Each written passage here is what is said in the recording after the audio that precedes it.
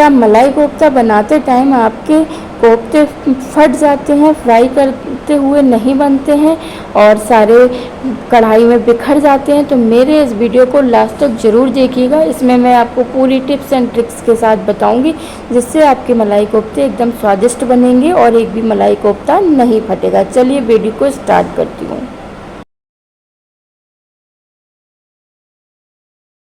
नमस्कार दोस्तों, मैं श्रद्धा श्रीवास्तव पारुल क्रीमी क्रिएशन से आज आपके साथ शेयर करने वाली हूँ मलाई कोफ्ता की रेसिपी। जिसके लिए सबसे पहले मैं आपको बताती हूँ मैंने क्या क्या लिया है। तो टमाटर और प्याज को इस तरीके से मैंने रफली काट लिया था।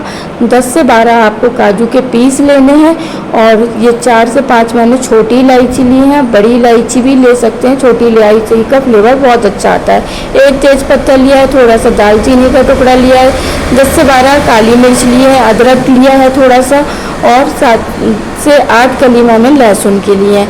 अब लेंगे कढ़ाई, जिसमें मैंने 1 चम्मच तेल डाला है और इस तेल में जब तेल हमारा हो जाएगा गरम, तो ये जो मसाले हमने निकाल के रखे थे, प्याज, टमाटर, लहसुन, अदरक, तेज़पत्ता, दालचीनी, काली मिर्च और बड़ी और या छोटी इलायची, इन सबको हम इस कढ़ाई में डाल देंगे और 5 से 7 मिनट इनको अच्छे से पकाएंगे, जिससे कि ये सॉफ्ट हो जाए। जब तक इनमें सॉफ्टनेस नहीं आती है, इनको हमें पकाना है।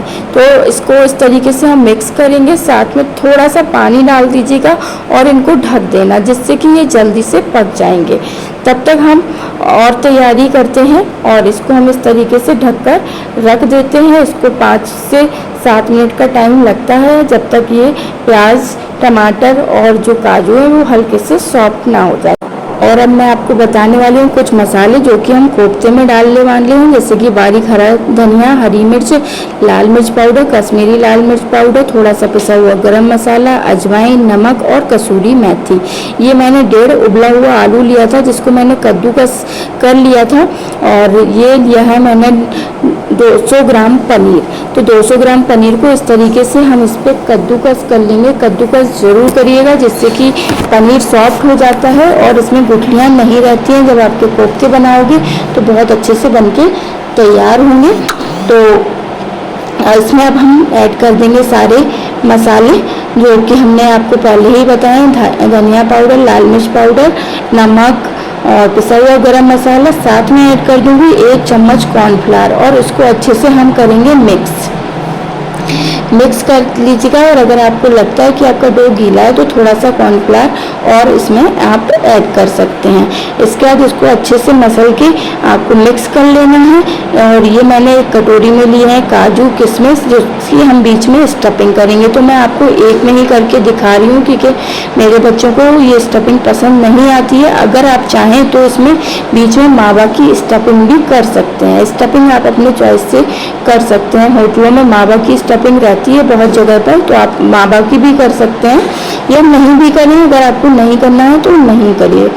और इस तरीके से हम सारे कोफ्ते बनाकर तैयार कर लेंगे। कोफ्ते को शेप आप अपने पसंद से दे सकते हैं, गोल या इस तरीके से लंबा।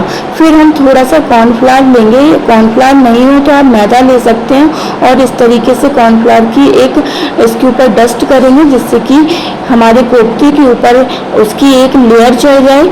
जिससे कि क्या होगा, ये आपके कोफ्ते जब आप इसको फ्राई करेंगे तो ये कढ़ाई में फटेंगे नहीं। तो इस प्रोसेस को आप बिल्कुल भी मत स्किप करिएगा। आपको इस तरीके से इस पर ऊपर से कॉर्नफ्लावर की एक लेयर कर देनी है और इसको 2 मिनट रेस्ट के लिए रखिएगा। उसके बाद आप उनको फ्राई करिएगा तो आपके कोफ्ते बिल्कुल भी नहीं फटेंगे। तेल बहुत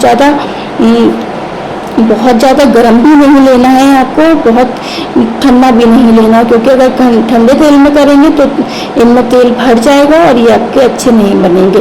तो मीडियम तेल गर्म हो तब आप इनको डालिएगा और इनको अच्छे से फ्राई कर लीजिएगा गोल्डन ब्राउन होने तक।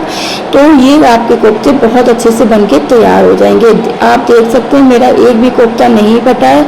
आप इस ट्रिक को ज़रूर ट्राई करिएगा। आप कोफ्ते बनाएं या कटलेट बनाएं, आपके कभी भी नहीं फटेंगे।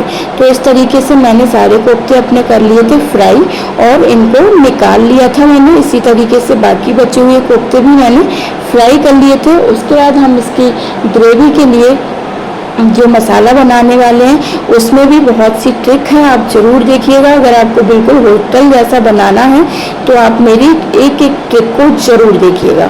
तो ये देख सकते हैं, इसमें जो मैंने खड़े गरम मसाले डाले थे इनमें से मैंने दालचीनी को, तेज पत्ता को निकाल दिया है और जो इलायची ली थी उसके भी मैंने छिलके निकाल दिए हैं और बीज इसी में डाल दिए हैं, क्योंकि अगर हम इनको ग्राइंड करेंगे तो ये एकदम से फाइन पेस्ट नहीं बनेगा, हल्का सा दरदरापन आएगा। इस वजह से मैंने इनको निकाल दिया है, क्योंकि इनका फ्लेवर तो मसाले में आ ही गया है। अब हम इसको पेस्ट इसका बना लेंगे, मिक्सर में लेंगे और इसका पेस्ट बना लेंगे। अगर आपको ग्राइंड करते टाइम थोड़े पानी की ज़रूरत हो तो आप इसमें ऐड कर सकते हैं। तो ये देख सकते हैं इसका बहुत ही अच्छा फाइन पेस्ट तैयार हो गया है। मैं इसमें हरी मिर्च डालना भूल गई थी, तो अगर हरी मिर्च या कश्मीरी लाल मिर्च डाल लीजिएगा जिससे कि कलर बहुत अच्छा आएगा। मिर्च मेरे यहाँ कम ही खाते हैं इसलिए मैं कम यूज करती हूँ। उसके बाद लेंगे कढ़ाई में मैंने थोड़ा सा आधा चम्मच लिया है इसमें बटर और साथ में 2 चम्मच डाला है तेल।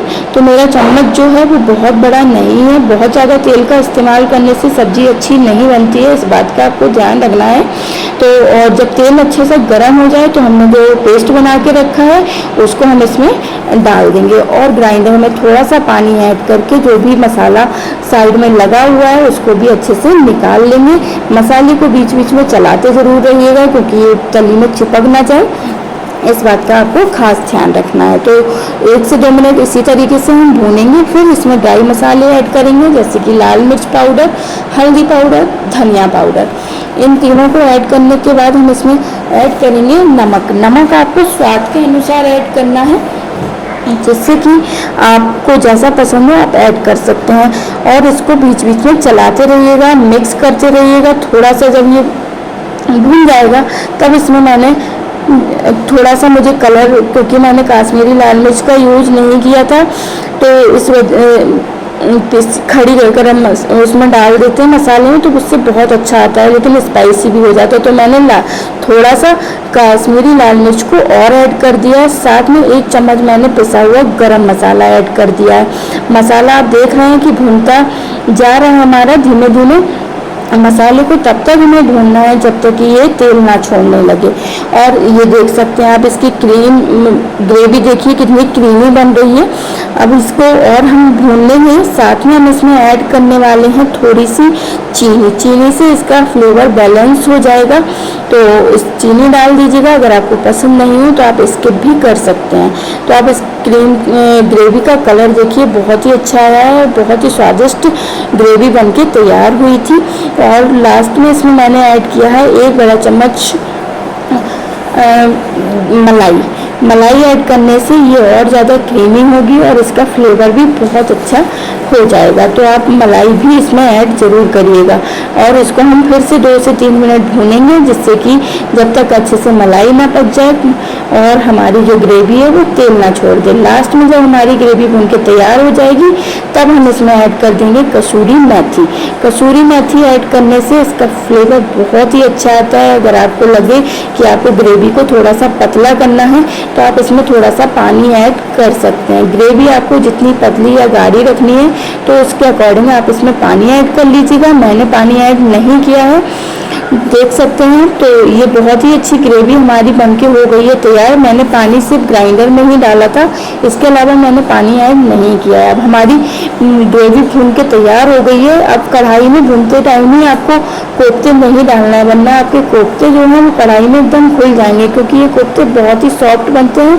तो इस तरीके से किसी बाउल में आप निकाल लीजिएगा ग्रेवी को और उसमें कोफ्ते डाल दीजिएगा। जब भी आपको मेहमान आ जाएं सर्व करना हो उसके पहले ही आप ग्रेवी गर्म करिएगा और कोफ्ते को डाल दीजिएगा। लास्ट में इसमें हरा धनिया डालना है। कोफ्ते डाल के बिल्कुल भी आपको उबालना नहीं है, वरना आपके कोफ्ते एकदम खुल जाएंगे। तो ये देखिए स्वादिष्ट कोफ्ते बनके तैयार हो गए हैं, जो कि बहुत ही सॉफ्ट बने थे और बहुत ही टेस्टी ये रेसिपी बनके तैयार हुई थी। अगर आप लोगों को मेरी रेसिपी अच्छी लगी हो तो प्लीज़ मेरे वीडियो को लाइक करें, कमेंट करें और शेयर करें। और मेरी रेजिन क्लास यूट्यूब पे चालू होने वाली है, तो अगर आप लोग ज्वाइन करना चाहते हैं तो मुझे कमेंट करके ज़रूर बताइएगा, जिसमें मैं आपको A to Z सारी चीज़ें सिखाने वाली हूँ। तो चलिए मिलते हैं नेक्स्ट वीडियो में। Bye, take care everyone.